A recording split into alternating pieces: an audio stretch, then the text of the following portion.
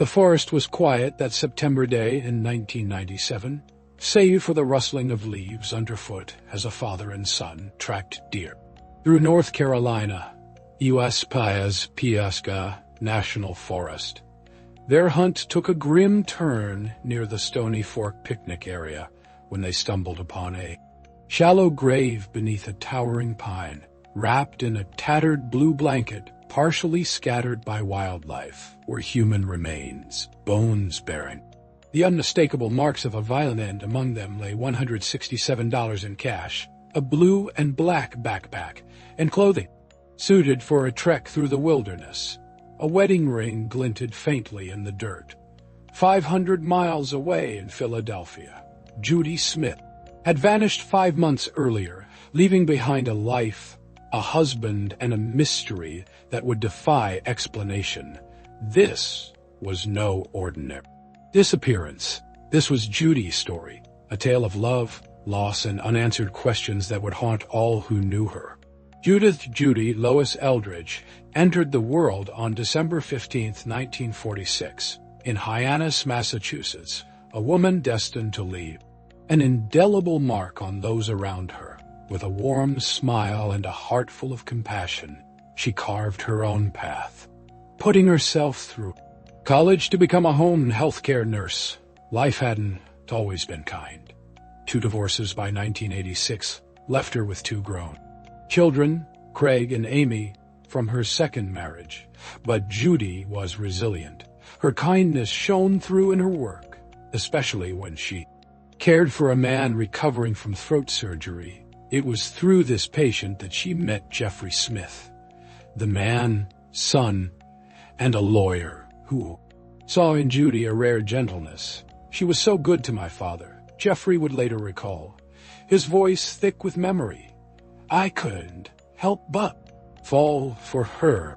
Their romance unfolded slowly, tempered by the scars of past marriages. Jeffrey, also divorced with a grown child, shared Judy's caution. 7 years passed before they moved in together, and another 3 before they wed in the fall of 1996. By all accounts, were a couple content. Basketball games and theater outings filled their days with quiet joy.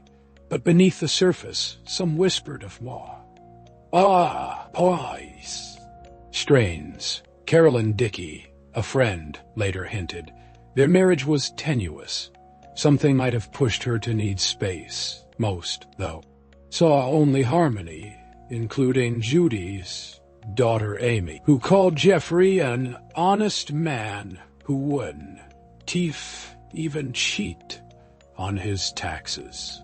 In April 1997, Jeffrey's role as a legal representative for the Northeast Pharmaceutical Conference beckoned him to Philadelphia for a 3-day event. Judy, eager for their first trip together, tagged along, planning to sightsee while he worked.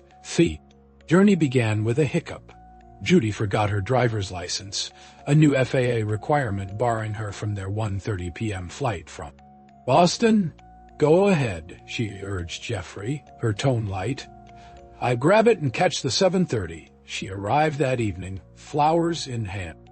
As an apology, and Jeffrey brushed it off with a grin. I am just glad you were here, he said. The next morning, April 10th, Judy outlined her day over breakfast.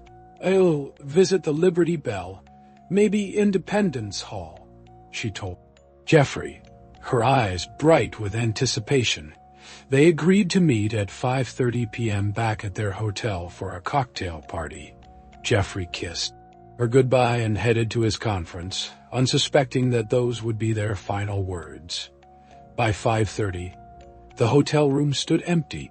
Her travel belongings remained, suitcase, clothes, but her wallet, silver wedding band, diamond engagement ring, and signature red backpack were gone.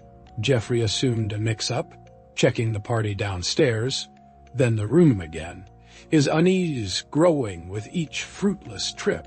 She's just late, he told himself, but midnight loomed with no sign of her.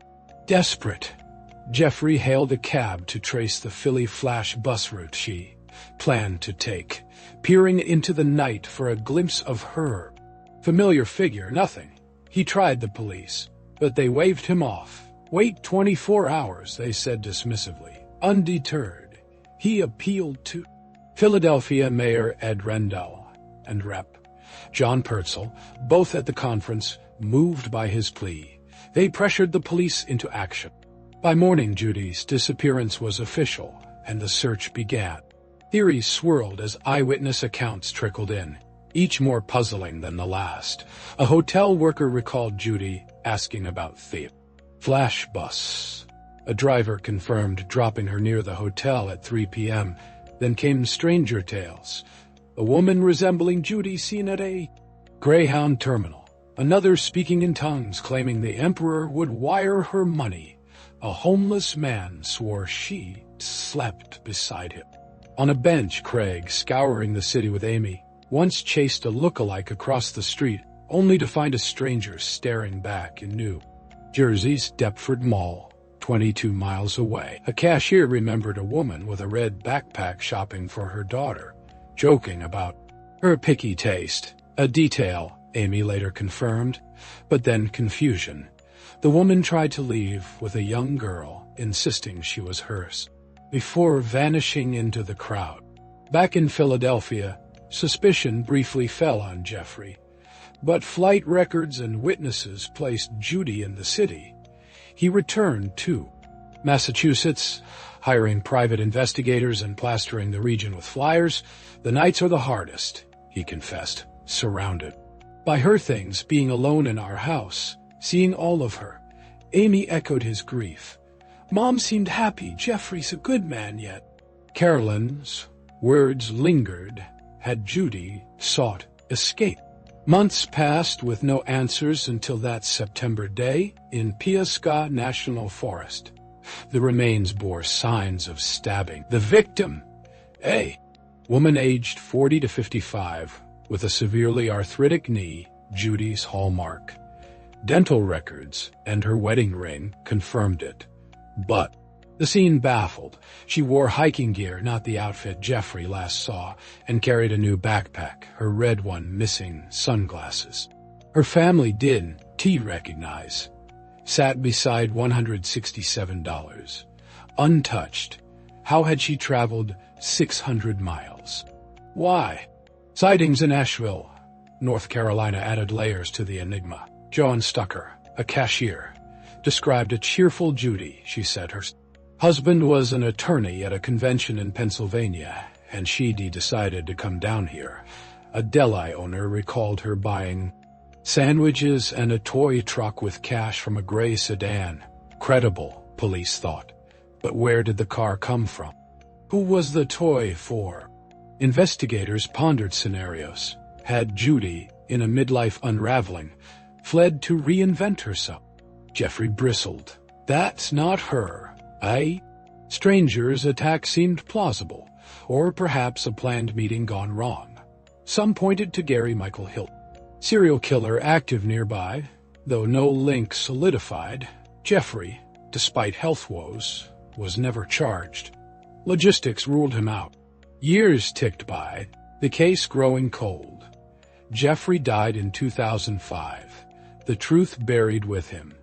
Judy's story lingers on podcast Soar.